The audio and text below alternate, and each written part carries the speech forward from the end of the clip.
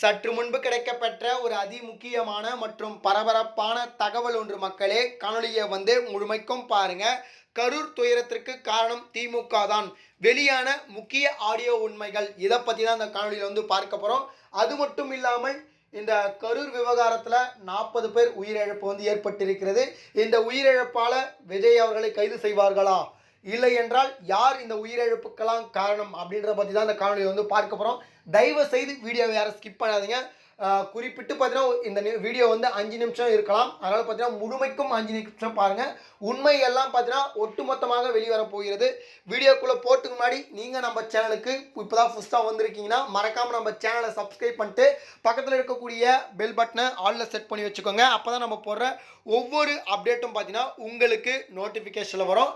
இப்போ வாங்க வீடியோக்குள்ளே போயிடலாம். அதாவது பார்த்தீங்கன்னா கிட்டத்தட்ட தமிழகம் முழுவதுமாக பார்த்தீங்கன்னா சுற்றுப்பயணத்தை மேற்கொண்டு வருகிறார் நம்ம தளபதி விஜய் அவர்கள். அதுக்கான ஷெடியூலையும் பார்த்தீங்கன்னா ஆல்ரெடி போட்டு முடிச்சு விட்டாங்க. அதுக்கான ஷெடியூலையும் பார்த்தீங்கன்னா 1 by 1 அமைச்சிருந்தாங்க. கிட்டத்தட்ட 3 மாவட்டத்திற்கு மேல் பார்த்தீங்கன்னா தளபதி அவர்கள் பார்த்தீங்கன்னா அதாவது அந்த இடத்துக்கு பார்த்தீங்கன்னா சுற்றுப்பயணத்தை மேற்கொண்டு சிறப்பாக பார்த்தீங்கன்னா ஒரு சேதமும் இல்லாமல் வந்தார். ஆனால் இந்த கரூரில் சத்தியமாக பார்த்தீங்கன்னா நிறைய விதமான பிரச்சனைகளுக்கு வரும் அப்படின்னு சொல்லிட்டு கண்டிப்பாக எல்லாருக்குமே தெரியும். ஆனால் இந்த அளவுக்கு உயிர் சேதம் ஏற்படும் அப்படின்னு சொல்லிட்டு யாருமே எதிர்பார்த்திருக்க மாட்டீங்க, சரிங்களா? அதுதான் உண்மையும் கூட, சரிங்களா? குறிப்பாக நம்ம விஜய் அவர்கள் 27ஆம் தேதி சனிக்கிழமை போகிறாரு. 3 to 10 அப்படின்ற மாதிரி பார்த்தீங்கன்னா பர்மிஷன் வாங்கியிருப்பதாக சொல்லப்பட்டிருக்கு, சரிங்களா? ஆனால் விஜய் அந்த இடத்துக்கு போகும்போது பார்த்தீங்கன்னா மணி 6 7 சொல்கிறாங்க, சரிங்களா? சம்திங் அந்த டைமில் விஜய் அவர்கள் போயிட்டுருக்காரு அப்படின்னு சொல்லிட்டு சொல்கிறாங்க. கரூரில் விஜய் அவர்கள் பேசிகிட்டு இருக்காரு, சரிங்களா?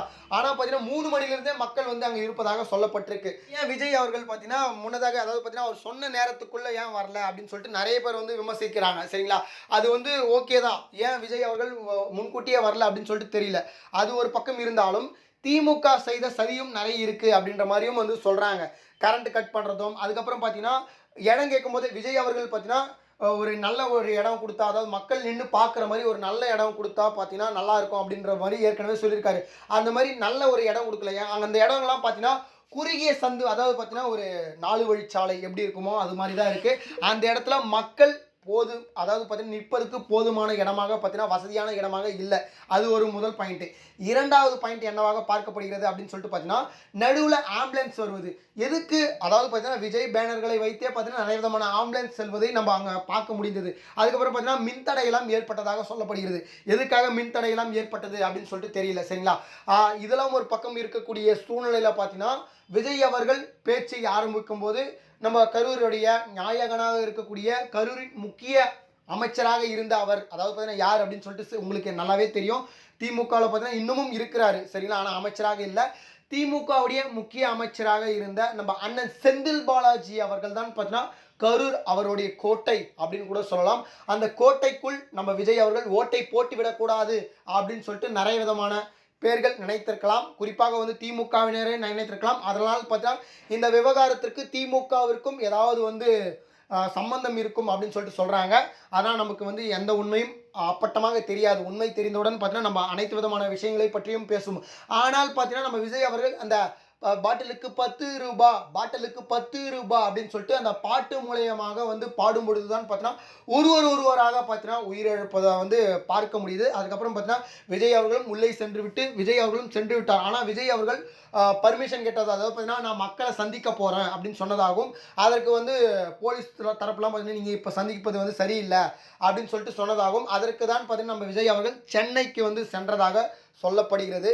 இது எந்த அளவுக்கு உண்மை அப்படின்ற மாதிரி சொல்கிறேன். ஆனால் பார்த்தீங்கன்னா நிறைய பேர் விமர்சிக்கிறாங்க.